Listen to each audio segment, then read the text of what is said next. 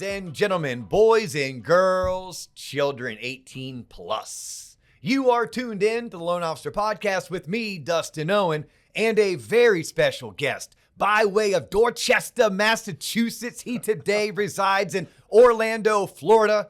In his spare time, you can catch him singing some Velvet Revolver. Some Stone Temple Pilots Some too, Stone Temple Pilots, and if we're lucky, he may even give us a preview on today's show. He is my friend. He is the one, the only. Call him Nighty. I know him as Boston Dave. He is Dave Knight. Dave, welcome to the Loan Officer Podcast. Hello, sir. Listen, much kudos. Thank you for having me today. Wow, we're in the penthouse suite here overlooking the drag race that we call I-4. Yes, one of the best studios in all of podcast land. Yes. Is the studio here at 2699 Lee Road in Winter Park, Florida, because not only do you look out over the Orlando skyline. Yes. By the way, y'all, you have to tune into YouTube to see the Orlando skyline. True. A lot of our fans only listen on Spotify or Apple or Stitcher or one of those other audio-only mediums. Because you're so large. We encourage them. We encourage them to go over to YouTube at a minimum so I can get that sub. Right? I want to get that subscription. I want to get that extra click up. But yeah. 16,000 plus from what I understand. Yes. Yeah. On our way to 30.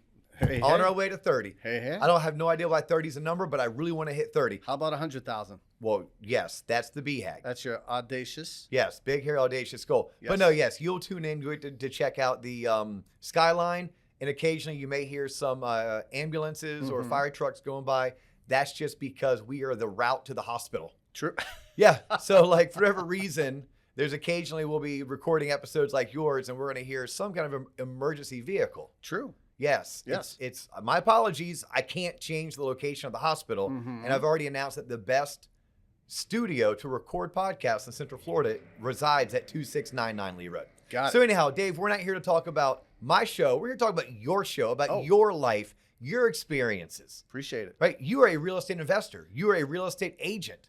When I met you, you owned one of, if not the largest rental leasing company, where it's like if I was a real estate investor and I wanted someone to manage my properties, I was calling Boston Dave Knight. Yes, you were. Yeah, but we're going to talk today about how you got into real estate. Okay. We're going to talk about your personal real estate portfolio, and specifically what really intrigued me about having you on now and not a year ago or 2 years ago or 3 years ago, because we've had this opportunity. You and I have known each other for that long. True. But having you on now is a conversation you and I had when I got to be a guest on your show. That's right. And we started talking about creative ways to purchase real estate.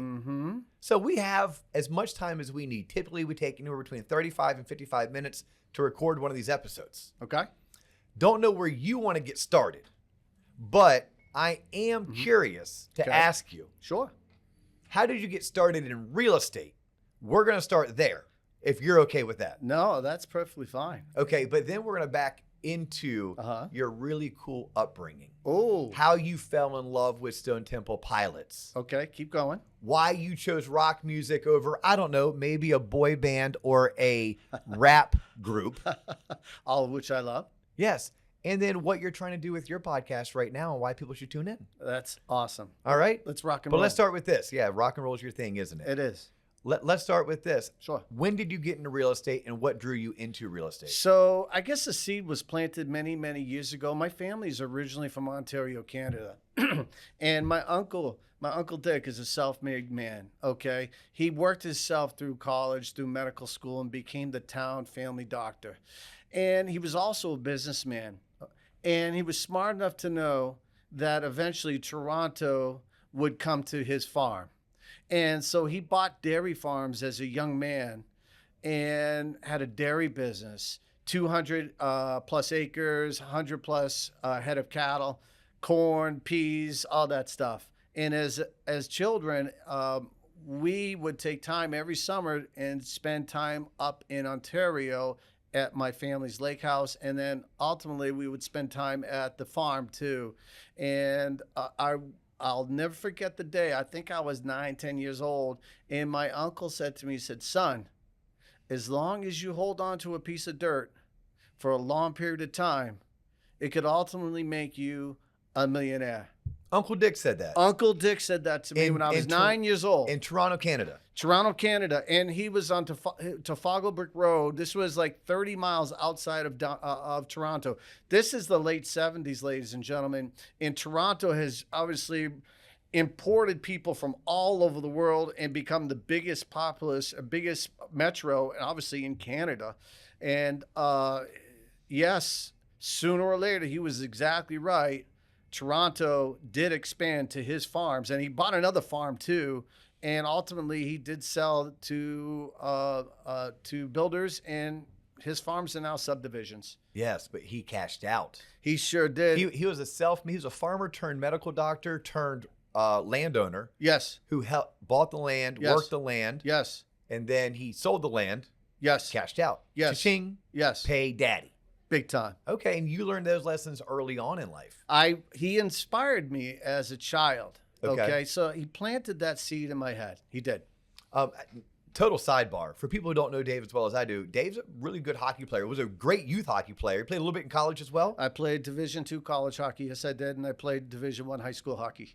Division I, we don't have that in Florida. What No, is you do Division not. I? Is that like junior leagues? No, well, in Boston and most of northern states, Minnesota, New England, etc., high school hockey is king. It's just as big as high school football in down Texas, here. yeah. Yeah. I mean, the whole town shows up to watch a high school hockey game. Okay. It's big time. So to play Division I means you're at the elite level at the high school level, and then you got to go on and play. I was okay. All right. Can you still skate? I Some 30, 40 years later? If the spine would allow me, I'd be out there at least 3 times a week still, but I'm 57 years old. It's not working out too well. Are you a are you a Maple Leaf or are you a Bruin? I am a Bruin through and through. Okay. I bleed black and gold, bro. I bleed black and gold too. Okay. For my UCF Knights though. Oh, okay. Yeah, I kind of understand hockey. Is it 5-on-5 and they change players a lot?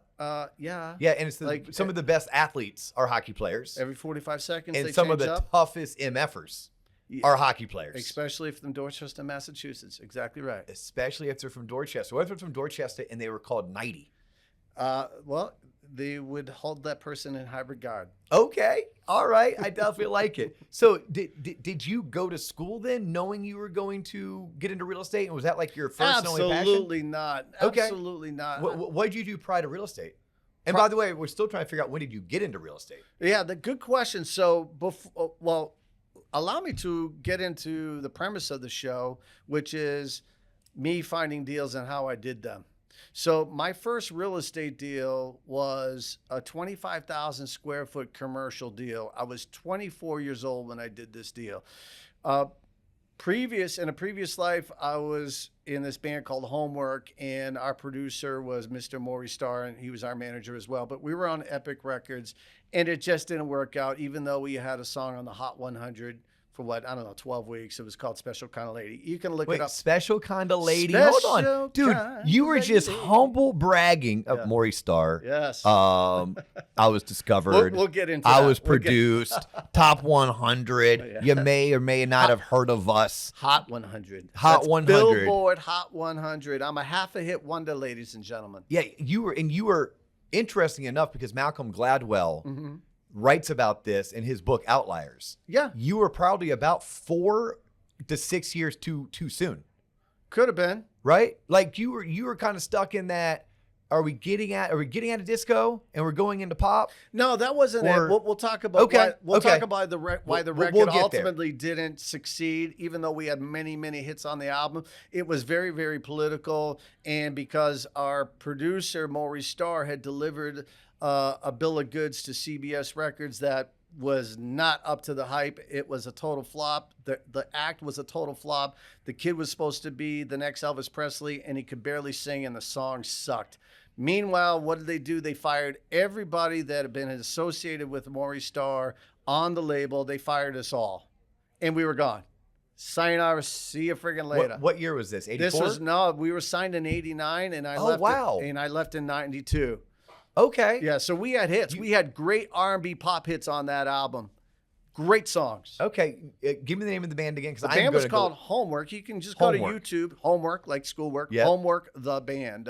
Okay. Yeah, and we had this So- one song called Special Kind of Okay, Lady. so- And it was sweet, it was soft, and it was R&B smash. So your first career was music. My first passion is music, no Okay. doubt about that. Yeah. Okay. Yeah. But what were you doing prior to being 24 years of age? You're getting ready to tell a story about buying a 25. Yeah, so I was in the gym business. So after I got out of the music business and I couldn't get signed to another record deal, and I did, but I'm not going to go into what happened with Giant Records at this time. So I was unemployed, bro. And so I was working out at a gym, and I'm just doing my thing. And the manager comes up to me and he says, "Dave, hey, are you really working right now?" I said, "Yeah, I got a gig here, I got a gig there." He goes, "Well, have you thought about doing sales, gym sales?" And I was like, "What are you talking about?" And then he broke down some numbers to me. I was like, "Yeah, sure, I'll give it a try." So I got into gym sales. This is 1993. And back then we used to cold call people. We used to get 10 names and numbers from everybody everyone that we signed up, and we would call and make appointments. So, I got good at it, and I became one of the top salesmen in the country in this chain. And I put a business plan together. I got funding, and then I started my own gym in 1995. Leading to opening that gym, I had to find a 10. I had to find a needle in the haystack for this location. Everything had to be perfect. Now, how did I do it? Well, back then there was no internet. So I used to go to the library to get demographics because I knew I had to have like 300,000 people in a 5-mile area. I knew it had to be next to a supermarket or a former supermarket location. And I knew the process wouldn't be easy. So literally I would go to the library, I'd go to microfilm, and I would get yellow pages. And out of the yellow pages, I would look at various cities with demographics that I was looking for, and I would look at the competition, and then I would use my land dialer. I would bring the documents back to the house, and I would call real estate brokers. And I did this literally for months and months and months, every single friggin' day, until I found someone goes, "I have the space for you." And this was all because you wanted your own gym. I had the business plan. I had the back end. I wanted to be a player in the gym business. Yes. Okay, so you dropped some serious nuggets there that I'm gonna have to like pause, rewind, Yeah, man. and dial it down a little bit for our audience, because a lot of our audience, you use big words like yellow pages, Yeah, man. or microfiche, Microfilm. microfiche, having to go to the library. Yeah. Okay. Yeah. So y'all, here's what I need you to write down. Dave was hella resourceful. Yes, sir. Dave wanted it. Yes. And he didn't have access to information the way that we do in 2023, 2024. And I was unemployed too. But it didn't stop him. It No, didn't stop him. I was driven, brother. Yes, his drive forced him to go be resourceful. No one was giving it to him. Nobody was knocking on his door saying, "Hey, Dave, here's some of the demographics you needed. Hey, Dave, here's the right location for you." No, you went out and you made it happen, which, by the way, fast forward 30 plus years later. Yes, sir. That's what it takes to be successful Yes, sir. in business here in the Western world. Correct. Dude, I'm loving this. I thought I knew you. Oh. I'm just scratching the surface. Yeah, man. Okay, so you sold gym memberships until you said, "I'm tired of selling gym memberships. I want to own a whole damn gym." Yes. But in order for you to own a gym, you then need a place to run your gym out of. Correct. Instead of renting, you decided to own. No, well, I did rent that property. Oh, you did? Okay. Yes. So I found I found a location only 45 minutes from my house in Dorchester, Mass. I found a location in Garden City, Cranston, which is a very upward middle class area of Rhode Island. And the location was a friggin' 10 out of a 10. 95 one way, Route 10 that way, Route 12 that way, and Sakanasa Crossroad this way, located right next to Garden City Shopping Center. My neighbor was a 45,000 square foot grocery store, which was the anchor of the shopping center, but I had my building right next to it, okay? And I was paying a fraction of rent of what that supermarket or what a retail outfit would pay. And this building was a former tennis club no pillars. It was a Butler building, which is basically a barn with no pillars, wide open space. And the owners of the building, their sporting goods outfit was going out of business.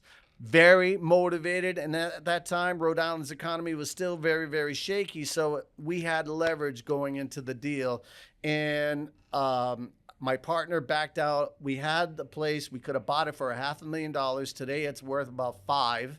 Wow. We could have bought it for, but he wanted to just to do a lease. So hey, it is what it is. I was just a partner. Yep. Okay. Yeah, but you were. I was the operating partner. Yeah, so the year's somewhere around 1991, and you're roughly 25 years old.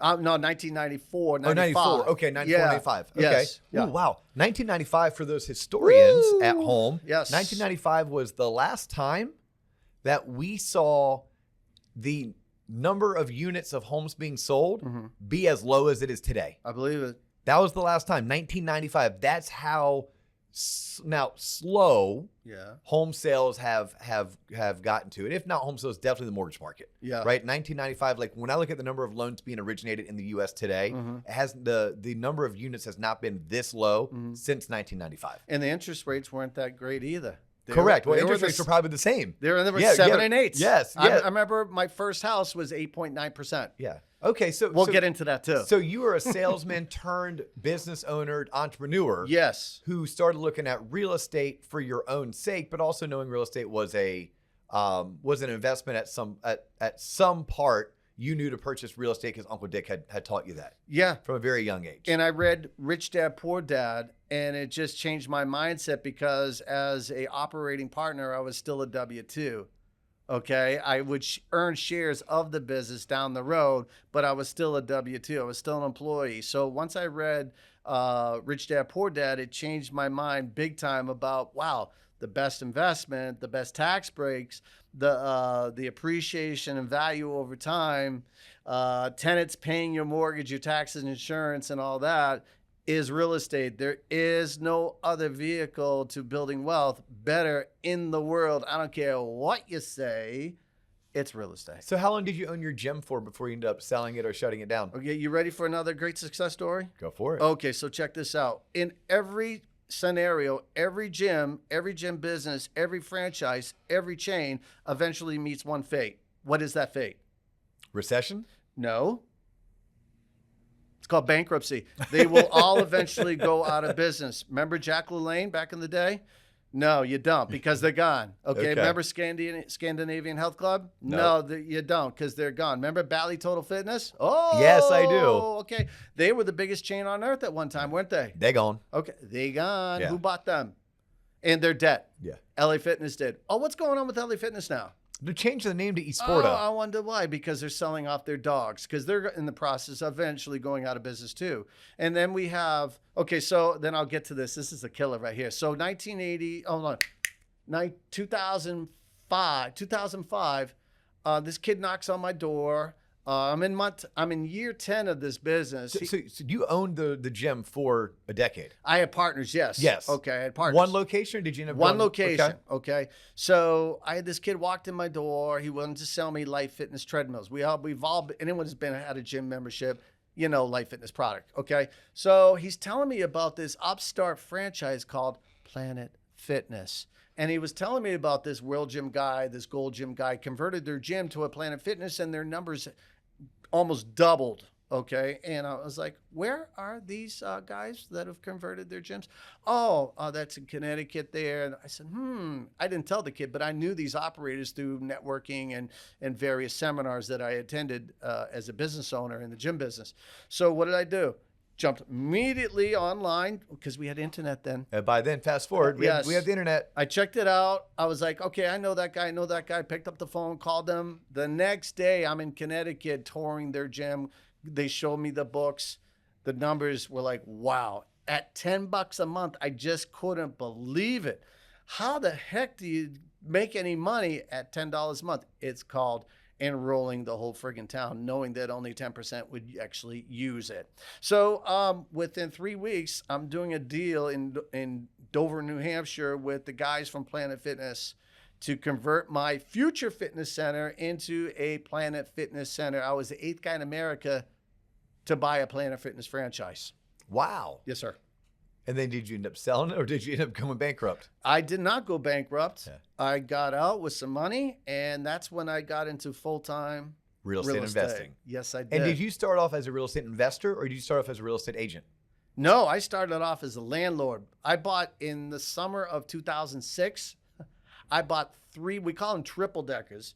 Okay. Those are tenement buildings built in the early 1900s. Okay. 1905, 1930, 1922 is just an example of the ages of the triple deckers that I bought.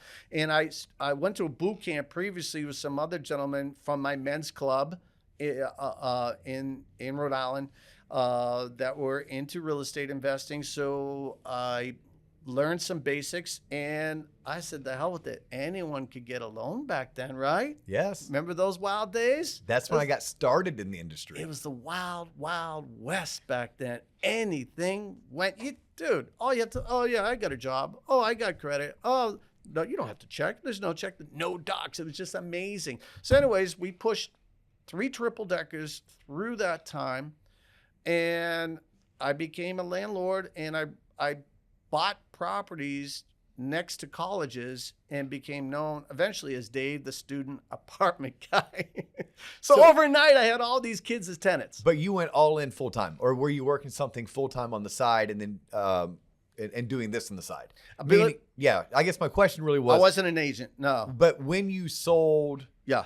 your stake of your Planet Fitness business, at that point, right, you took your independent, Yeah. you all purchased a Planet Fitness franchise. Yes, sir. Operated as Planet Fitness, and then eventually you had some form of an exit. I did. And then when you had your exit out of that industry, away from that business, did you go and get a Monday through Friday 9 to 5? Absolutely not. I have never had a 9 to 5 in my friggin' life. Okay, so you left that and said, I'm going all in as a real estate investor. I want to be a landlord. Yes. I'm going to invest my money. Yeah. And I'm going to live off the cash flow. Yeah. Okay. Amongst other things. Yes. I was doing some, eventually I started getting hired by other property owners to lease and manage their property. So that's how I got into the property management business. Now, was I licensed? No, but hey. Yeah. It was 2005, 2006. Anything went. It is what it is. This is Rhode Island. Okay, so that Rhode Island, yes, not Massachusetts. Not Although, Rhode Island. you know what? I have a buddy of mine, Matt Finster. So shout out to Matt Finster and his whole crew. Matty boy, what's up? Yeah. Matt Finster's up there. Jason Savoy. He's got like a whole crew in Middletown, Rhode Island. Get out of here. Yeah, I don't know where Middletown is compared to where your gym was, but my gym was in Cranston, dead center of the state. Okay. Yeah. Okay, so and how far away was that from Dorchester where you grew up? 45 minutes. Okay. Right down 95. Go past Foxborough Stadium. Okay, very cool. Yeah. So you, like many, which is Gillette Stadium now. Thank you, Tom Brady. you like many tripped and fell. Oh, it was painful. Into real estate. Oh, into real estate. It was painful? And the learning process, very painful. Try being a landlord to 32 kids overnight. So you ended up with 32 doors? Or 32 doors that I rented to kids. 6 units. Each unit had X amount of... Yes. And you were truly... Like back before pad split, you were pad split. You know what? You're exactly right. I was pad split. Yeah, you were pad split. My cash flow was crazy. Yeah, and for those that don't know, pad split is a company, a third party technology that if you own, let's say, a 4-bedroom, 2-bath house today in an unincorporated area, and it meets a bunch of standards. Correct. They will come in and help you rent your house by the room. Correct. So instead of making $2,000 a month on a 4-bedroom, 2-bath, they're going to convert your 4-bedroom, 2-bath into a 6-bedroom, 2-bath. And the garage too, if you want. In the garage too, as an apartment. And they're going to rent all of that for roughly $700. So now all of a sudden, 7 times 7 is 49. You're making $4,900 instead of making $2,000. Correct. And you essentially bought your, what do you call those? I call them a truck. With triple deckers, triple deckers. Yeah. You're buying triple deckers. Yeah. You own 3 of them. Yeah. So essentially that's 9, right? Yeah. 3 times 3 is 9. Yeah. And those 9 each had doors inside of them, possibly 3 or 4 doors. Right. So yeah, you have 27 kids, I call them, 18, 19, 20-year-olds. Yeah. Kids and their parents. And their bratty parents. I love that. Adult children with their bratty parents. Yes. And they're paying you. Yes, the parents are paying me. And you're like, hey, daddy's getting paid. Yes. But then your friends who also own triple deckers are like, dude, Dave knows what he's doing. Yeah. He's got these bratty parents eating out of his hand. These kids love him. Yeah. They're probably inviting you to their party to do some of your homework classics while maybe also crushing some Stone Temple pilots. Special kind of lady. Will you give me a riff of like one of your favorite Stone Temple Pilot songs? And I feel the time's a ways to go. You know the Love lyrics. it. Oh yeah, but I can't sing. Like if you want to rap some Too Short, then maybe sign me up. Awesome, Too Short. Yeah, but I can't do it on this. I heard he got his teeth corrected. Is that correct? You know, I have not hung out with Too Short in a while. I have not been in the OAKLAND. I'm waiting for that invite to happen. Yeah. Okay. So, hey, Two. I think it's Two. Mr. Too Short. Mr. Short. Yes. Yes, sir. That's your band, or that's your guy. I love Stone Temple Pilots, man. Yeah. But which then got you into Velvet Revolver.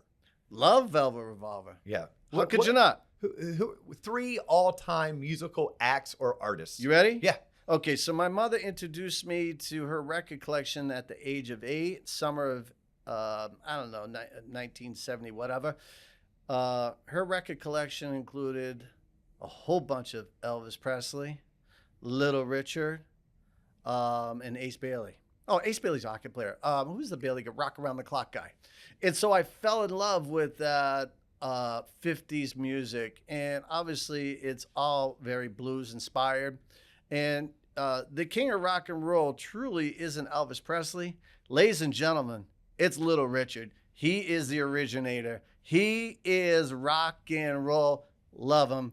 Elvis Presley, one of the greatest stage performers ever. Never wrote a song in his life. But hey, he's the king, and there's no doubt about it. So yeah, that's how I'm sorry, the Beatles were part of her record collection too. And I started singing all that stuff. Back then, the albums used to have the lyrics as a sheet to the vinyl, and so I just so you grew up Little Richard, you grew up Beatles, but for you, whether it's through your teenage years, your early 20s. Okay, top three yes. Okay, David Lee Roth. Okay. Right. Not Van Halen, David Lee Roth. David Lee Roth. Okay. I love Van Halen, but David Lee Roth is one of the greatest performers ever. Elvis Presley. Okay. Okay. And who else? Scott Weiland. Hello, ladies and gentlemen. Scott Weiland. Yes. Yes. Yes. You love performers. I do. You love performers. I love over guys. a singer-songwriter. Oh, they're boring. Okay. Oh, they're boring. Okay. They're too analytical. They think too much, but they can put their thoughts on paper and deliver a beautiful song. Entertainers go out there and make it happen. They make it happen. You know, so much of sales is entertainment. It better believe it. As Mike Ferry says, okay, if you want to be if you are, say, a theater major or have a background in entertainment like I do, you should be in sales, because bottom line, it is nothing but an act. I was doing one of my coaching calls with a group of loan originators who coach with us. Yeah. And that was usually I come equipped to my coaching sessions where I have 3 topics I'm going to cover. Yeah, man. And then we spend the second half covering things that they brought to the table. Because as a performer, like when I go out and I'm speaking, and you are on a national stage, I have been in the audience. Yeah. And I came to that session because of the title. Yeah. And I sat through 45 or 55 minutes, and it was either an infomercial, which I was like, gag, get me out of there. I hate that. Or what they said they were going to talk about isn't why I came, because it didn't resonate. Like it was clickbait almost. Yeah. So when I had the opportunity to be invited onto those stages, I said, I'm not going to do that to anyone else. I'm not going to do what was done to me. So I like to speak. I also like to coach, where it's like, look, I'm going to come and give you half the time of what I feel like you need to know. The other half is I want to answer your questions. Why did you show up today? What was important to you? I just have to be confident enough in my skill set and my experience that I'm going to be able to deliver impromptu. Right. Almost probably like a musician. Hey, can you take requests? I sure can. Yeah, well, you can. Yeah, you're a great musician. But how many other musicians are like, no, I don't touch anyone else's stuff because I don't feel like I can do The it. symphony guys. Okay, there you go. But you give them sheet music and there you go. Yeah. But the moral of the story and the lesson was, this is what was taught to me as a young sales professional, actually by a financial advisor. Yeah. He said, you need to stop thinking like a mortgage professional, like a financial advisor, like a realtor. Yeah. And you need to think like a Broadway performer or like a musical act, Right. like your pitch, your presentation, Mm-hmm. if you're a realtor and you're on a listing appointment, Yeah. it should be as rehearsed and as clean and as crisp. The pauses, the jokes, the voice inflection. Yes, it needs to be a very good show that at the end of the day, you've built trust, you've earned their respect, and they want to use you. Right. It can't be choppy. It can't be cold. It can't be short. It needs Also, to be a canned presentation that you've done hundreds of times, that you've rehearsed hundreds of times. And back in the gym business, what I learned back in Super Fitness in Quincy, Massachusetts, there was a canned presentation. Okay. And and God bless him. I am a protege of a great gym salesman. He's now with LPT Realty with me as well. Brought him aboard. I would sit in the next cubicle and just listen to his spiel. And I just rehearsed it and I copied it and I would listen and copy it. And boy, closing deals was so easy because I just used his canned presentation. And the same thing with my listing presentation. I use the Mike Ferry canned presentation and it works like a charm. Yeah, two comments on that, by the way. Sure. We just aged ourselves. You know, the kids don't call them cubicles anymore. They're called workstations, Dave. So Yes. let's step up to the plate. Yes. Okay, wake up. Yes. They're called workstations. Workstations, you got it. Okay.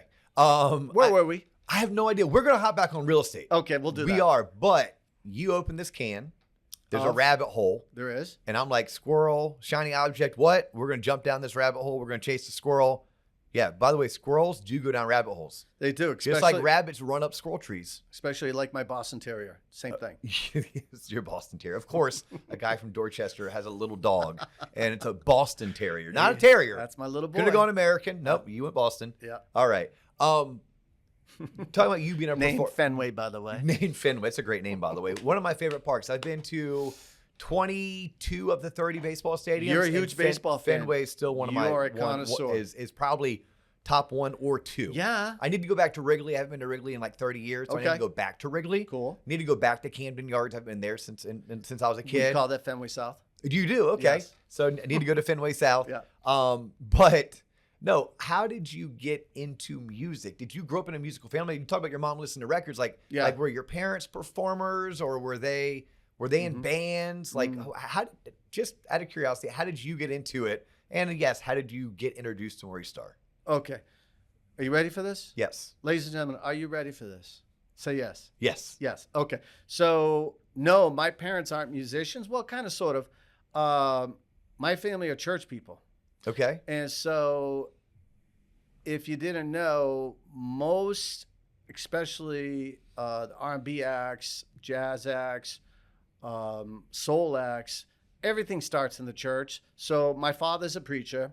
And when I was 8 years old, after church service, he said, son, you need to serve in the church. And I was like, okay. He's like, you can either be the candle boy, the incense boy, or be in the boys' choir. And I said, Dad, I don't want to hang out with the priest back there. I don't want to. Seriously. Okay. Fortunately, that situation never affected my church, by the way. Thank God. And I feel for those who were affected big time. So I joined the boys' choir. And in Dorchester, the All Saint Church Boys' Choir is an institution. It's over 150 years old. And we were like the Vienna Boys Choir. And we would travel in a big bus here and there, not too often, but we would go tour in other places and sing at other big churches. And of course, during Lenten season, we sang twice every Sunday, but we had rehearsal every Wednesday at 3:00, and we had rehearsal every Friday from 5:30 to 7. So that's how I got into music at age of 8. And then one by one, and I had 6 siblings in my family. Where are you in the 6? Are you the I'm oldest? the oldest boy. I have 2 older. Back then, ladies and gentlemen, aging myself again, we had big families. Yes. Okay, so we had the Murphys next door. They had 8. We had the Rowleys behind us. They had 14. And we had the Hugheses. They had 16 kids. this is a neighborhood that you would love to grow in because every day there was a fist fight.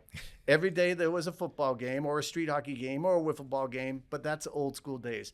So getting back to, that's how I got into music. I got into, through church choir, 8 years church old. choir, and then And your brothers and sisters all sang? all by one, everybody, there was then half the choir was knights. Can Yeah. can either of your siblings not sing? Like, do you have one like, we make fun of her because she can't sing, or we make fun of? We'll leave their names out of it. Okay, but yes, was it you? Were you the one that got picked on? No, absolutely not. I can't sing like a bird, but I can sure deliver a punch. Yeah, Okay. yeah. So you got singing there. I want to fast forward. I'm Sure. sure you did that all the way up and through your youth into your teens. At some point, you started singing something other than gospel music. Well, it was church choir choral music. music. I can sing any song out of a hymnal. Yep. Okay. Eighth grade came along. Okay. Eighth grade. All right. There's this thing called puberty, and there's this thing called Girls? Girls look real nice. Yeah. Okay. So how do you impress girls? Well, either you can be a jock, which I was as well, or you can be a lead singer of a rock and roll band. So I approached my parents. I said, I want to start a rock and roll band. I want to do this Van Halen thing. I want to do this Rolling Stone thing. My parents knew the Rolling Stones, so they said to me as well, you're not leaving the church choir. That's rule number one. Rule number two is you need to keep up your good grades, which, and then number three was you can do it downstairs in the basement. That's where you can. So I started recruiting kids in the 8th grade. And back then we had this big thing called a cassette player. Remember that? And you had pause, record, play, fast forward, blah, blah, blah. And sang some songs, recorded it, and just started playing around to other guys. And I found other musicians who wanted to join my band. So that was in 8th grade. That's how I started in rock and roll. And then how did you in find... the basement of my house, 10 Melville Ave, Dorchester. How did Maurice Starr find you? Well, he didn't initially find me. Okay. So for those who did not know, Maurice Starr is originally from DeLand, Florida, believe it or not. Get out of town. Yes, sir. Oh, man, that's like right up the road from here. Right up, yes, right it up is. the road. Okay. It's 30 minutes away. And then for those that don't know, Maurice Starr is He was the biggest producer in the world at one time. Yes. At one time, like if you were a musical act, especially if you were pop music, right? Yes. Like Maurice Starr had his hand in it. Right. I mean, he wasn't Rick Rubin, but pretty darn close. Well, that's still debatable, but let's tell the story. Okay. Jump into it. Okay. By the way, huge Rick Rubin fan.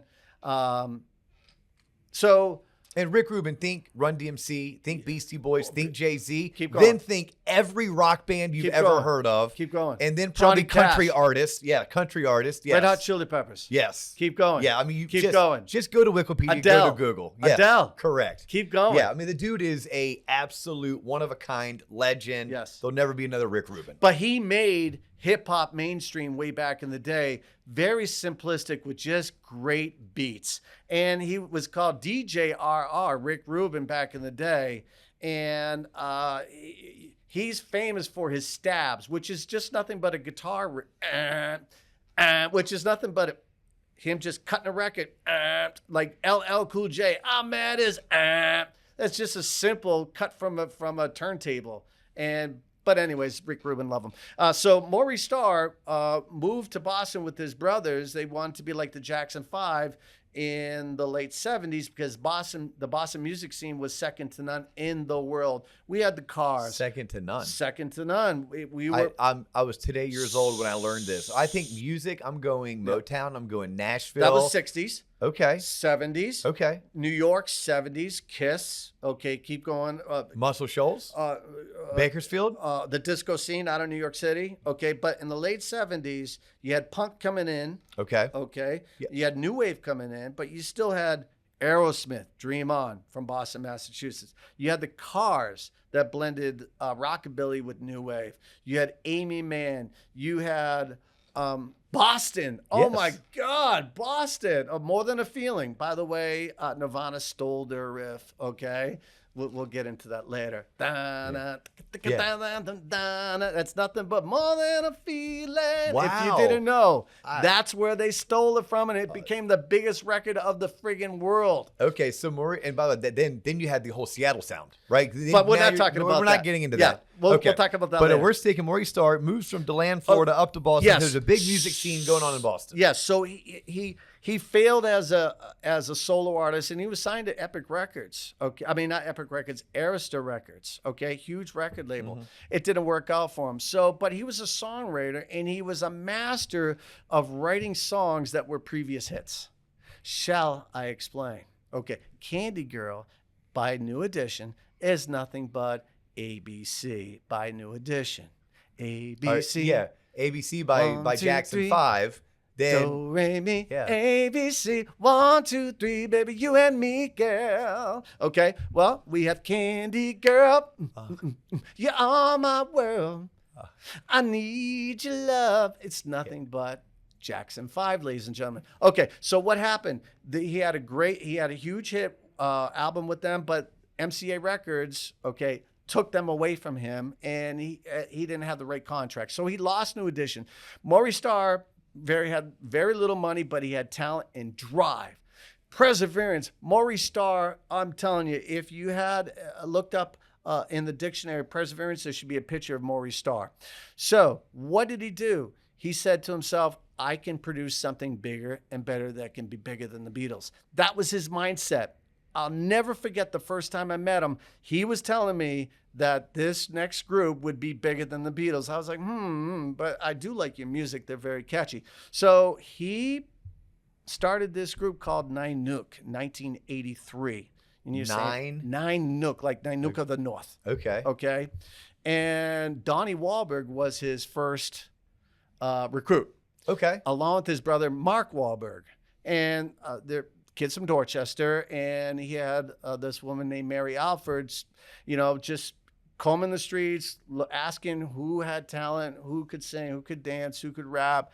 And Donnie's name came up, and she introduced him to Maurice Starr. He was a decent dancer, was he not? Donnie's a great dancer. Yeah. And a great rapper, too. Yeah. Singing, whatever. Yeah. Okay, but as an entertainer, as an actor, he's awesome. Yeah. He's awesome.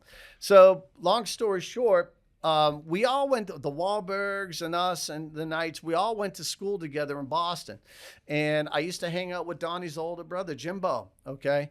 That's another story. Shout out Jimbo. Jimbo Wahlberg. He's Wall Street Productions out of Miami. God bless you, Mark. God bless you, Jimbo. Appreciate you. So, but at that time, my brother Jordan and my brother John were going to different schools. So Donnie didn't know where we lived, but he knew that Jordan Knight had a voice of an angel because we all sang in the school choir together. Okay, at Trotter School in Roxbury. So one thing they did know that we had a Shetland pony in our front yard. Who the hell has a Shetland pony in their front yard in Dorchester, Massachusetts? Nobody, but my parents liked animals. So we had a Shetland pony. Family with the pony. We had in a the front yard. big house, huge house, Victorian, just like the Munsters, okay, on a big, almost an acre full of land, which is unheard of in inner city Boston. Everyone thought we were rich, but we could barely even feed ourselves or heat the house. But anyways, so Mary Alford and Donnie Wahlberg used to drive up and down streets of Dorchester looking for this Shetland pony and asking people, do you know where this Shetland pony is? All because Maurice Starr needed a singer. Donnie knew that he needed Jordan Knight in his group. Okay. For Nine Nook. For Nine Nook. And Okay. I'll never forget How do you spell that, by the way? Nynuk. Nine Nook. Okay. Yeah. So long story short, I remember the day when Donnie knocked on the door. I knew of him because I used to hang out with his brother. Yep. And he asked me if Jordan was home. And he had Mary Alford with him. Okay. And I'll never forget it. She had a red Firebird. Long story short, Donnie jumped in the car. Jordan jumped in the car with him. They went to Maurice's house. Jordan came back 3 hours later. And he's told my mother that he's going to be in the biggest group ever. He's going to be bigger than New Edition. And they were told that, like Maurice is like, look, I got the songs, yes. I got the sound, yes, I can produce you. I literally just need the talent. Yes, I'm putting together my roster. He needed 5 white boys who could deliver, who could sing, dance, and do the act. Okay, and that's all it was, an act. So my mother said to Jordan, "What about John?" And my brother Jordan, from what I understand, I wasn't there, but he was a little dumbfounded. So My mother said, "John, you're coming with me now," and she drove him right to see Maurice Starr, like that. And when she introduced him to Maurice Starr looked at my brother Jonathan, and he said, "Son, you're better looking than your brother Jordan. You're in the group." Just like that. Just like that. Didn't sing, didn't do that. My brother Jonathan's a handsome kid. Okay, my brother Jordan, movie star looks. Long story short, that's how that started way back in the day, 1983. And for those people who are not picking up what Dave's putting down, which by the way, many of y'all aren't, because your mom Yes. was making out with your dad Yes. when they were 14 years old, listening to New Kids on the Block, NKOTB. I'm sure. That is if you grew up in the late 80s, early 90s. Yes. And you had a teenage sister, or Biggest thing on earth. or you yourself were into teenage girls because you were a teenage boy, Yes. i.e. me. Yeah. You learned to love New Kids on the Block. Well, it was on everywhere you went. That's all you heard. You got the right stuff. I mean, hanging to, it was on the radio all the time. You walk into CVS, Walgreens, any supermarket in the world, what do you see all over the newsstands? New Kids on the Block. They were the biggest thing on earth. Yeah. Cartoons, a whole nine Oh yards. yeah, no, my sister had her Jordan Knight poster with his rat tail. I could never grow the rat tail. I could never grow that rat tail, but I tried like 3 different times. Yeah. And every girl had to pick their favorite and all of that good stuff. Yep. So you were introduced to Maurice Yes. because Donnie Wahlberg needed a lead singer. Correct. For this band that this dude Maurice Starr had reached out to him. So ask me, about Dave, being why a weren't you in the group, David? Dave, Dave, what did you do to your mom that she didn't say to Jordan, "Hey, Jordan, why don't you go get your big brother Dave?" Yeah. She literally said, "No, why don't you go get Jonathan and have him?" And by the way, was mom looking out for Jonathan, or was mom trying to protect her baby? Out of curiosity, what do you like looking back, or has she ever admitted to it? Well, Jordan's the baby. Yeah. Jonathan is the protected one. And David is the most resilient one, meaning me. I was the oldest boy. Yeah. So, and no love loss. It wasn't meant for me. I do not drink myself to sleep about it or anything like that. Well, and I thought maybe you were no therapy sessions. You were older in life, and they wanted maybe where he stars. They wanted 14-year-olds, not someone who was 17, 18. Okay, you're exactly right. Yeah, I mean, so it could have been an age thing, right? But I was just curious. I love the story about your mom's like, "Hey, what about Jonathan?" Yeah. But like as a parent, which you're a parent, I'm a parent. My mindset goes to the protection part of a parent. Yeah. And yes, I want to give my children every advantage they can in life. She saw the opportunity. But okay, that's what I was getting at. Yes. Do you think your mom was looking for opportunity, or was she like, someone's got to protect my baby? Both.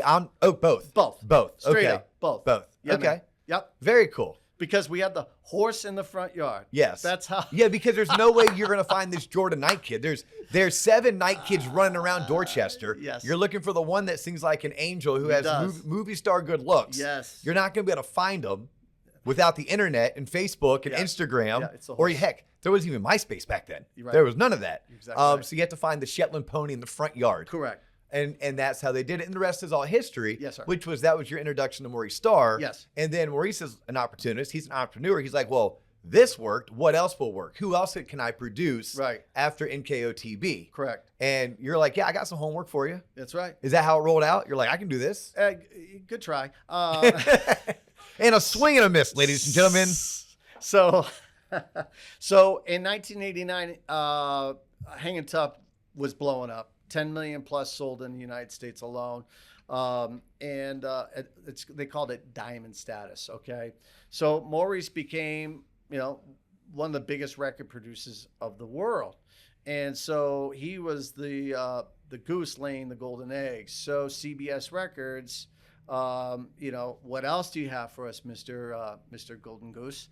And so he put together some additional acts, and he invited me to be in this band Homework because he knew that I was a musician. I played the bass, okay, but he knew I was a singer and this and that. So he invited me to be in the band, and 2 years later, we released a record on Epic Records, and it was a full-length album, and our lead single was called Special Kind of Lady. And again, a half a hit wonder, ladies and gentlemen, right here Okay, it lasted 10 weeks on the charts without any promotion, even though we did it like a $30,000 video. Very, very nice. You can check it out on YouTube. Special Kind of Lady, Homework the Band. So unfortunately, Maurice got fired from CBS. New Kids on the Block fired him as well. He got blackballed from the industry. Altogether. He never had a hit again after Step by Step, their second album. Never really had a hit again. Never. None. Zero. Step by step. Ooh, baby. Ooh, baby. Oh, yeah. Big hit. Huge hit.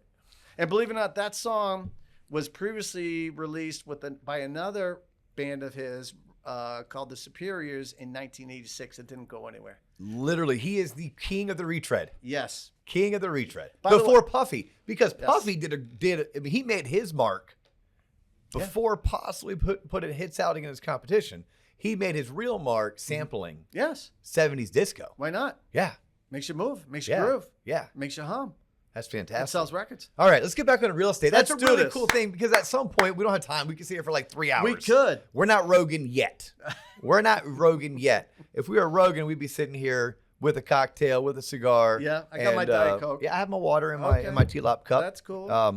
But You got your podcast cap here, the Yeah. Loan Officer Yeah. podcast. Yep. I appreciate that.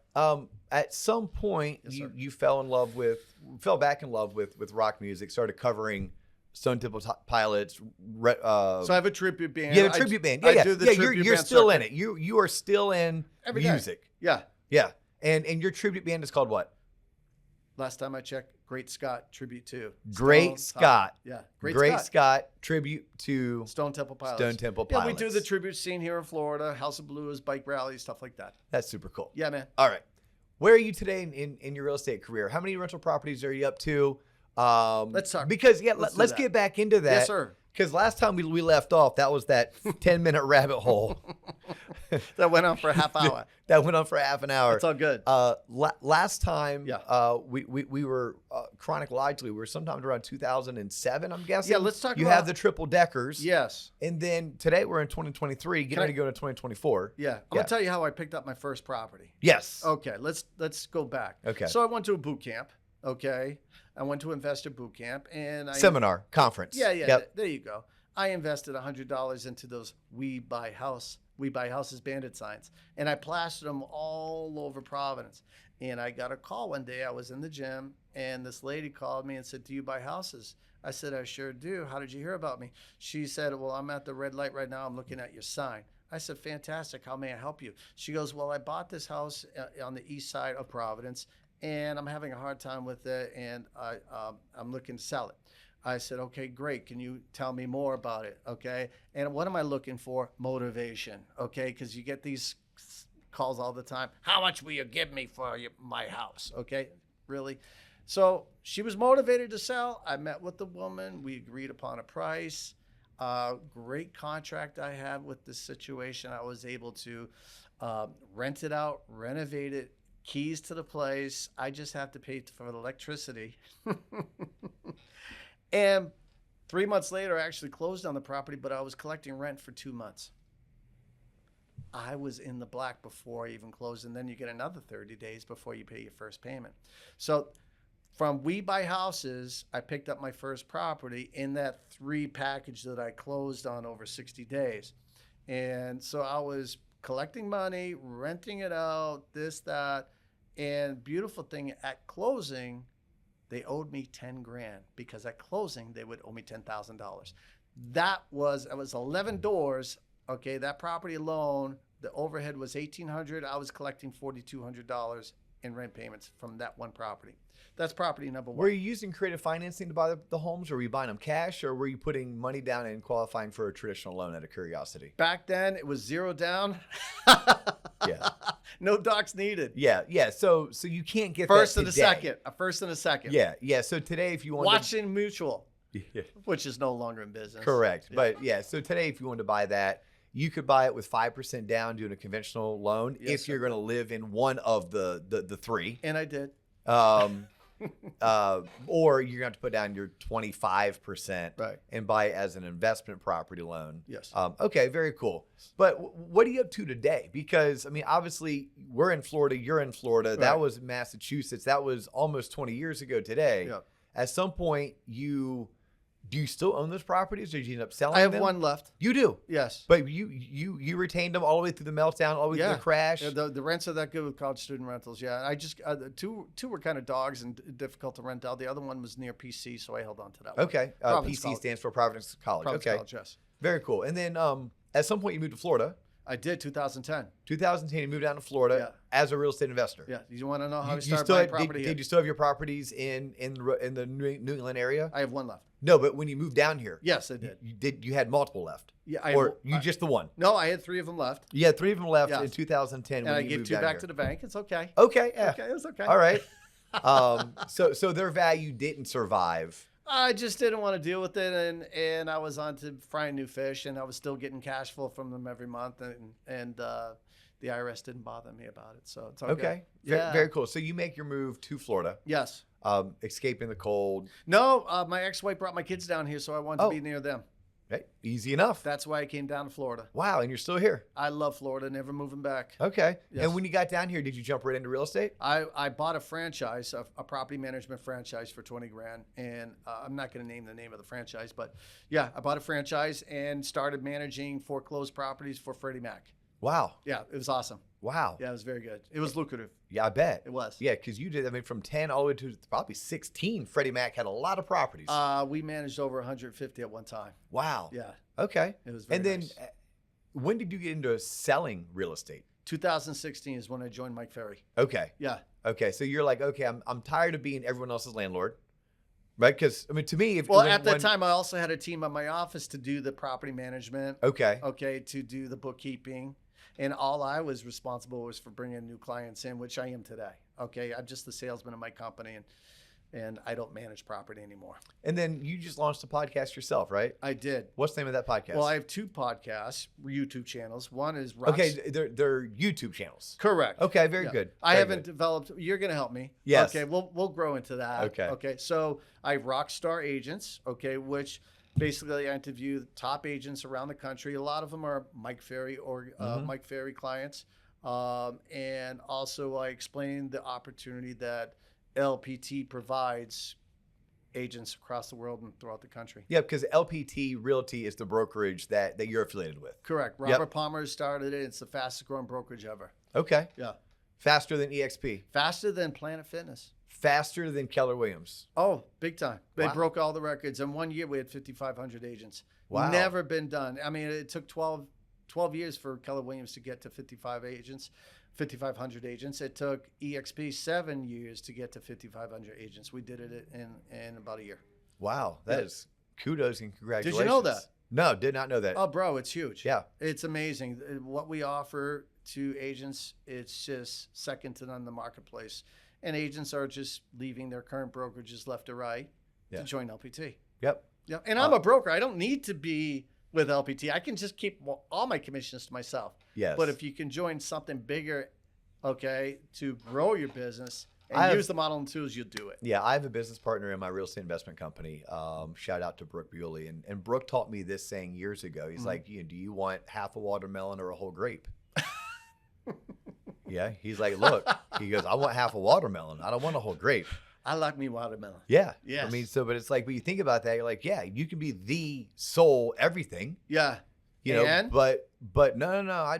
I like the size of half a watermelon. Yeah. And what I was saying is sometimes like going at it Even with the alone- seeds. Yeah, even with the seeds. I prefer mine seedless, but Mm. with some salt on it, to be honest with you. Wow. Okay. Yeah, if you ever put some salt in your How about watermelon, vodka? sure, why not? Okay. Yeah, vodka, salt, tequila. Let's just have a grand old time. Let's do it. But no, it's that's awesome. So you are an agent now with LPT. You coach with Yes. Mike Ferry. Yes, I do. So you are selling real estate. Do you still have your leasing company? Yes, I do. Of Okay. course. Yeah, I Yes. signed up a new client today. So and you have a team that's running your leasing company. But do you have a team that's also doing your listings and your buyers? No. Or are you showing properties and you're taking listings yourself? I don't show properties. Okay. I have someone that does that for Yep. me. So you have a buyer's agent or a Correct. show. Okay. Very cool. Yes. And then your YouTube channel, Rockstar Agents, and your Rockstar second Agents one is just David Allen Knight. David Allen Knight. Yeah, that's not David Allen Co. No. David Allen Knight. Correct, sir. That's David, ALAN, Knight with a K. Okay. Because Mhm. David Allen Co. also works the biker scene. Oh, Yeah. Okay. Yeah, David Allen Co. If you said you were out doing like things like Hard Rock Live Yeah, man. with your tribute band, but you're also doing like some of the biker like Daytona 500 and Race Week and stuff like that. Right. Yeah, David Allen Co. does that too. Okay. If you don't know who David Allen Co. is, you should look him up. I will. Yeah, he's a country music artist from the 70s. Okay. Yes, some That's of cool. his. He's still doing it. He may have passed away recently. Oh. Yeah, he's somewhere up It there. happens to us all eventually. Correct. Yes. Yeah, right now you and I are dying. Yeah. Do your estate planning, ladies and gentlemen. You don't want to go through probate. Literally just had that conversation this morning with a real estate attorney, and I saw, because I do subscribe to Rockstar Agents, you're doing a lot on that right now. You just had a guest on talking about probate and why and how to navigate probate. Correct. Which is a whole nother podcast. All right, which is a whole nother. Yeah, let's get back to buying property. Well, let's do this because we do it to put a bow on this, right? This is going to break the record of longest episode ever, sure. Dave. I mean, how often do you get someone like myself from Dorchester, Massachusetts? Not often enough. Humble beginnings, right? Yeah. Here we are. At least you said humble beginnings. Yes. Yes. Still am very humble. Thank you. But I do want to put a bow on it. And we're going to have to come back to this. We'll do it. But can you give the audience 3 ways in today's market that they can purchase property using creative financing? Sure can. Number one, especially in today's market, if they bought the property a year ago, they probably, or a year and a half ago, they probably still have an interest rate below 3. That's practically free money, ladies and gentlemen. Okay, I've done several of these deals over the years, and it's called taking over payments. And here in Florida, we use what we call a land trust, okay, where the property is deeded into this land trust, and anybody can put their property into a land trust for estate planning purposes, where we basically take over the payments of the property, and the payments are still in the seller's name. All the beneficial interests flow through this land trust, which is in the name of the seller. And I'm not getting a little technical here, and I'm not an attorney, but this is how it works, ladies and gentlemen. The buyer of the property is an LLC, but the interest flow, but the name of the property is in the land trust with a trustee. And look him up, Joseph Siegel. He does all my paperwork. He's a great attorney here in town, and he's very much affiliated with the Central Florida Realty Investors. Join a real estate club. You can learn all of this, but you need to get involved. So yes, taking over someone's payments. You don't have to apply for a mortgage. You don't need any cash. You'll need some money up front, at least, because you have to give them something for the most part. And you take over their payments, and you're responsible for those payments, the tax payments. You got to get it rented out. You have to make improvements to the property. That's totally up to you. So that's number one. So at the end of the day, I'm not assuming their loan. No, you're not. I am buying the home. Yes, you are. But in order for me to buy the home, the first thing the seller has to do is put the home into a land trust. Land trust. Okay, and that's all the paperwork is prepared by the attorney. And an attorney will prepare that paperwork. Yes. And that land trust has a trustee. Yes, which is the attorney. Which is the attorney. Yes. Okay, and then that gives me ownership of the property. Does it also give ownership to the seller? No, it doesn't. Okay, so now the seller has relinquished their ownership. Yes, they have. But they still potentially have a mortgage. Yes, they do. That mortgage company still has a lien on the property. Yes, they do. But as long as I continue to make that payment, yes, because maybe I wanted to take over the mortgage because that mortgage is at 3%, not at 8%. Hello. Then all I really had to do is negotiate with the seller. How much money do they want up front? Yes. For some people, you think of that as your down payment. Yes. But your down payment is, I'm buying the home from Dave for $250,000. Yes. Dave owes $225,000 on his mortgage. Yes. So maybe I come in and say, hey, Dave, I'll give you $25,000. Right. And I'll pay for it. And then I'm going to take over your mortgage payment. Yes. But before we do it, we're going to slide this home into a land trust, or at the time of me acquiring the property, you're going to relinquish your rights. We're going to sign it over to a land trust. The attorney's going to be the trustee. Yes. And I'm going to be the beneficiary. Meaning when the home sells, I get all the proceeds after we satisfy all liens. All liens need to be satisfied to be that seller's mortgage. Correct. So they're still making their payment to Wells Fargo, although you're making it. Yes. They're gone. Their name is They're done. Their name is still only on the mortgage. On the mortgage. That's it. They're not on title any longer either? No. Wow. The land trust The is. land trust is yeah, on and the title. beneficial interest of that land trust flows through your LLC. Wow. Okay? And then you get all the tax deductions through that LLC. The seller doesn't get those tax deductions. The owner of that LLC does. Wow. Yes, sir. Okay. Yeah. So that's one way. Can you Yeah, give us taking another over, way? Taking over payments is one. Okay. Number two is my favorite, ladies and gentlemen. That is seller financing. Can I go over one of my deals, please? Yes. Okay. And by the way, I'm going to go back to taking over payments. I've taken over people's payments for as low as $2,000. I gave them $2,000. They gave me keys, and I paid for the closing costs, which is what, $1,200. Wow. Yeah. Yeah. But anyways. Okay. So I can acquire a property today, and this is typically based on pure motivation on the seller. Correct. The seller has to be really motivated. Okay. Okay. Number two, seller financing. Okay, I'm gonna go over two deals. Okay. Deal number one, I bought a property in Polk County, a block home, 3.2, 1,200 square feet. It's free and clear. These properties have to be free and clear for the most part. Okay. He inherited the property. He came down to see it right after Hurricane Irma. Well, which was the last hurricane? I can't recall. There's so many of them. And the place was a mess, a disaster. And he originally wanted me to lease the property. But after seeing the property and after the tenants moved out, he simply didn't have the $25,000 to rehab the property. The property. And he just wanted out. So I said, Dave, why don't you just buy it from me? I said, well, it does need a lot of work. And you do understand that I'm going to have to put a lot into this, okay, to make it, rent ready or make it sale ready. Ready. And so we just negotiated a price based upon his auto payment every month. So I started, what's your auto payment? Okay. But auto payment, the automatic withdrawal, not his car payment. His car payment. His car payment. I started with his car payment. Wow. I started going in. Well, can I do it? Obviously, there's going to be overhead for me. I got to pay for insurance, taxes, and I got to put all this money into it. If I can give you a monthly payment every month for years to come, would that be a benefit for you?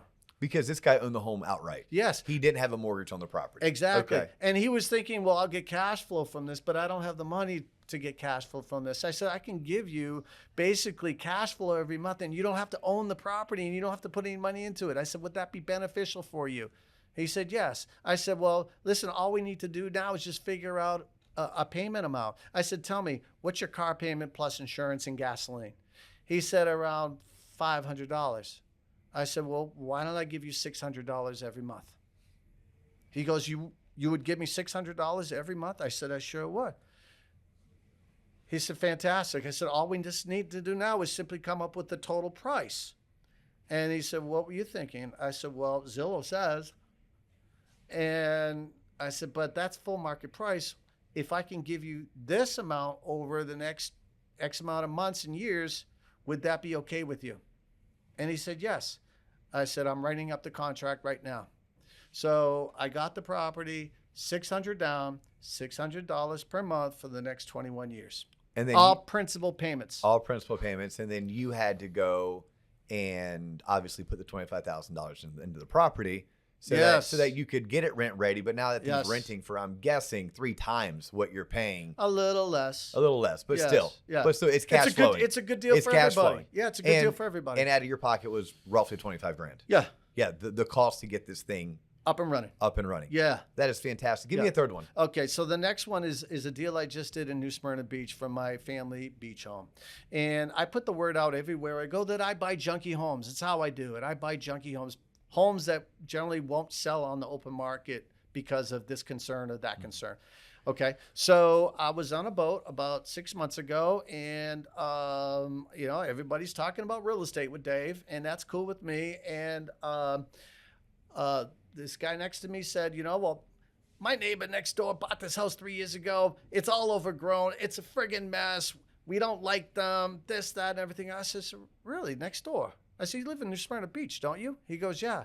He goes, well, do you know these people? Yes. He goes, yeah. I go, do you have their contact information? He goes, yeah. I said, you know I buy junky homes. He goes, no, I didn't know that. I said, yes, I'll make that home really, really nice, and everybody in the neighborhood will thank you and thank me. Yeah, you're going to fix the eyesore. I'm going to make it beautiful. And he introduces me to them the next day. 3 weeks later, I'm meeting this lady at the house. Took her out to lunch at Chase's on the beach, across the street. I told her exactly how I do things. This is how I can work out a deal with you. We don't need to have any realtor fees or anything of this or that. We don't have to put it on the market. We don't have to fight with inspections or this or that. And we were able to do a deal where I put X amount of dollars down. She holds the note for X amount of time. And in that time period, obviously we close. The property goes into my land trust, into my LLC. I then make said repairs. We do a BRRRR, okay, which is a buy, rehab, rent, refinance, and then repeat it again. The BRRRR strategy. Love it, love it, love it. So right now we're in the process of doing the renovations, which are very lengthy because everything in the house had to get ripped out. This is stud to finish, new roof, the whole 9 yards. The only thing left in the house will be the dirt around it and the cement block. Did she have a mortgage on the property? Absolutely not. She bought it cash. She bought it in cash. This is another seller financing deal. Okay. Okay. And So then where are you getting the money for the rehab? Is that coming out of your own pocket, or what were you able to negotiate? I got people that pay me, that give me money. Okay. Okay. Okay. So on that one, I'm paying juice. Yeah. On that, you went out and raised money, raised some private funds. Yes. And that's easy. Yep. That's easy. We can get, that's a whole nother topic, but there's people in my investor club, okay, that have money to lend. Yep. And that's through their self-directed IRA. Okay. Through their self-directed IRA. So long story short, the self-directed IRA is my partner in life, okay, Miss Marcia Lee. Love you, baby. And so she gets the benefits of lending my corporation money. Okay, we've developed a big nest egg over the years where she lends me money. Okay, I have other investors that lend me money. I buy the property. Yeah, you're paying them 10, 12%. I'm paying the juice every month. For 6 or 9 months. And we grow that, and then we cash them out by refinancing. Okay. Yeah. But then your knack, your trick is you know how to find the property. Not only that, I know how to present a plan to get a contract signed. Okay. That benefits for both parties. Yeah, but if someone were trying to be more like you, how would they get started? They have to go to get an education. Okay. And they need to listen to Pace Morby. They need to join the local RIA, which is the Real Estate Association of America. Look it up online. Join your local real estate club. Hang out with people that are doing deals. Yes. That have money to lend. Yeah, because one thing that I've learned in my short period of being a real estate investment a partner, right? Like I'm a partner in a group that's been around for about 3.5 years. Okay. And we're buying a home a week right now. Well, thanks for inviting me. me. Yeah, we're buying about a home a week. Yes. And much kudos, by the way. It took a while, by the way. Yeah. It took us 3 years to get to the point where we could buy a home a week. There's That's a lot awesome. of trial and error, a lot of money spent, a lot of money spent on education. Right. A lot of money spent on masterminds and conferences and coaching and technology. But the one thing I would share with everyone on top of that is, you have to first learn how to find a deal, then underwrite a deal, then you have to learn how to finance the deal. But there's never a wrong or a right way to get into it. If you already have some scratch, you have some coins sitting on the side, you may want to come in and learn the business by being that investor. Yes. Let someone like Dave bird dog the deal. Why not? And you can learn by partnering with Dave because you're bringing Dave the money he needs to fix up that junky home in New Smyrna Beach to make it look pretty again. Yes. Or maybe you don't have the scratch, you don't have the coin, you don't have the funds set aside. At that point, you need to learn how to bird dog. So now you have to go join your RIA, your real estate association, right? The real estate investment club. Yeah. Yeah. Every market has a real estate investment club. Yep. Join that and learn how to bird dog it, whether it's door knocking, whether it's ugly yellow signs, whether it's Facebook ads, whatever your jam is. Yes. There's strategies out there that you can YouTube. Correct. And then if you find a deal, you could go to someone like me who maybe has money and has crews and be like, hey, I found a deal. I'll cut you in on some of the equity because you did the hard part. It's called JV. It's called a joint venture. Yes. But I love knowing that you have experience doing this because you and I can do more episodes that are geared specifically towards real estate investors. Today was, I don't even know what we're going to call it. We do have to wrap it up. But it's like literally getting to know Boston Dave Knight, getting to know Knighty, getting to know David Allen Knight. Oh, dude. All the various names that you go after, that you go for. Your story's incredible. All depends what stage I'm on, brother. Yes. It all depends what stage, what act I need to perform. Your story's incredible. Your stories are incredible. Right. I've so appreciated you taking the time to come on the show. I appreciate what we have. I appreciate getting to know you better. Yep. I look forward to getting to know even better than we do right now. Right. How do people find you, Dave? Very simply, you can just go online, davidallenknight.com. That's my website. That's ALAN Knight with a KNIGHT, David Allen Knight. Go on Facebook, David Allen Knight. You can find me on YouTube, David Allen Knight. You can go to YouTube, Rockstar Agents. You can go to Instagram. That's Rockstar BDK. Or you can simply look up my band on Facebook if you're a rock and roll entrepreneur like myself, and that's Great Scott Tribute to Stone Temple Pilots, or SDP. Awesome. He's Dave Knight. I'm Dustin Owen. You have just tuned in to the Loan Officer Podcast. That is all the time we have for you today, including overtime and bonus time. Woo! If you like what we're doing, please make sure you subscribe, you give a 5-star review, and you tell not one, not two, but 3 people to please check us out. Please. That's all the time we have for you today, but we do look forward to catching you on the next episode. Peace.